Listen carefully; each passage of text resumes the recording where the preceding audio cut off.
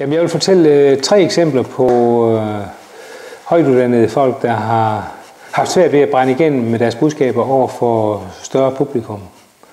Det første eksempel var en ekspert i film, der skulle introducere en premiere på en australsk film i Østerparadis. Og han læste op af et manuskript i cirka et kvarter, og det fængede ikke. Det var kedeligt at høre på. Det andet eksempel var en Nobelpristager i økonomi fra Sri Lanka, som skulle underholde 250 mennesker på en CSR-konference.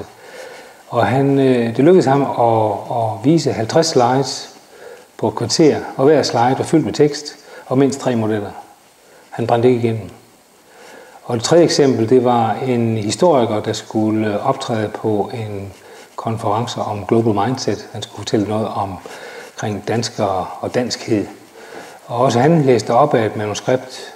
Det var formfuldt læst op, men han connectede ikke med sit publikum.